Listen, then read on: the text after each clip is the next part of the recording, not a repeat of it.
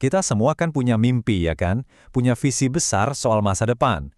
Tapi, ada satu pertempuran yang sering banget ngehalangin kita. Dan pertempuran ini terjadinya bukan di luar sana, tapi di sini, di dalam kepala kita sendiri. Kutipan ini, wah, kena banget ya. Kita semua pasti pernah ngerasain. Tiap malam, pas kita lagi sendirian sama pikiran kita, pertempuran itu dimulai. Ini tuh perang antara kita yang sekarang sama versi terbaik diri kita yang ada di bayangan. Pasti tahulah rasanya gimana. Kamu punya tujuan besar, mungkin mau bebas finansial atau membangun sesuatu yang keren banget. Tapi kemudian pas malam tiba, muncul tuh suara itu. Suara yang bisik-bisik penuh keraguan, yang nanya, yakin kamu bisa?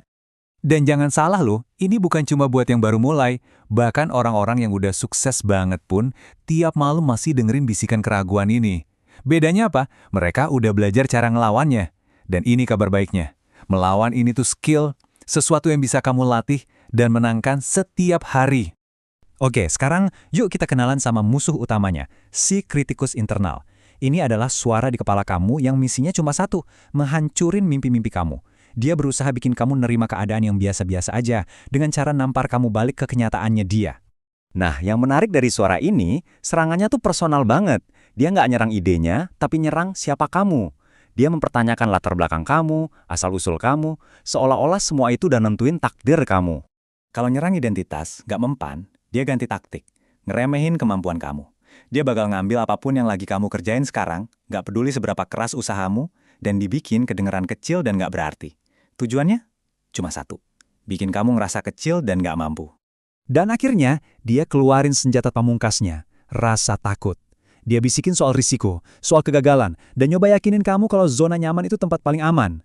Dia nggak pengen kamu menang, dia cuma pengen kamu diam aja, nggak kemana-mana. Jadi, ini dia poin paling pentingnya. Hidup itu pada dasarnya nawarin kita dua jalan yang beda banget. Pilihan yang kamu ambil di antara keduanya bakal nentuin kemana kamu akan berakhir. Ini adalah keputusan yang paling fundamental. Coba kita bandingin ya, di satu sisi ada jalan gampang, kelihatannya lurus, enak, di mana kita bisa nyalain orang lain, pemerintah lah, bos lah, keadaan. Kedengarannya nyaman kan, tapi ujungnya taman yang busuk. Di sisi lain, jalan yang susah, penuh kabut, penuh perjuangan ngelawan diri sendiri tiap hari.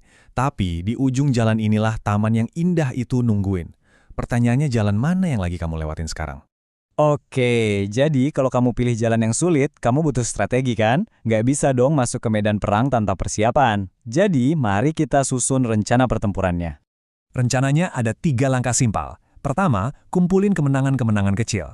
Setiap kali berhasil, sekecil apapun, itu jadi amunisi buat ngembungkem si suara ragu-ragu. Kedua, lewatin batasmu. Sama kayak otot di gym, pikiran kita cuma bakal jadi lebih kuat kalau dipaksa buat beradaptasi.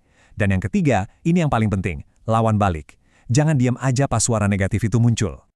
Nah, ini dia jawaban yang harus kamu siapin. Anggap aja ini mantra perlawanan kamu. Pas pikiranmu bilang kamu capek atau nggak mampu, bales pakai keyakinan kayak gini. Ini bukan cuma kata-kata loh, ini tuh penolakan total terhadap narasi negatif yang coba ngendaliin kamu.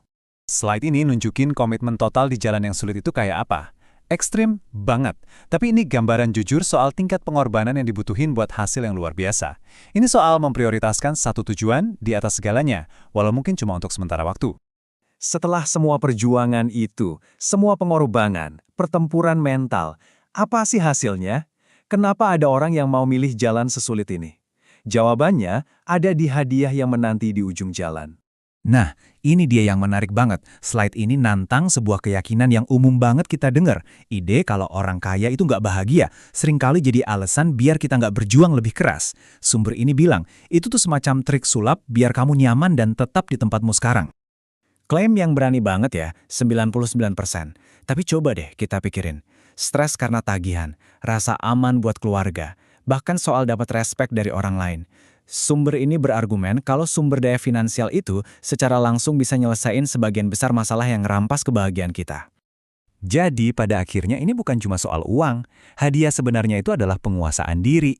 Ini tentang ngebuktiin ke diri sendiri kalau kamu bisa ngendaliin pikiranmu, ngatasin rintangan, dan ngebangun hidup yang kamu mau. Itulah dia taman berbunga yang sesungguhnya. Dan kita sampai di sini, di persimpangan jalan ini. Jalan mudah ke taman busuk, atau jalan sulit ke taman berbunga. Pilihan ini tuh bukan cuma sekali seumur hidup. Kamu ngehadapin ini tiap hari, tiap malam.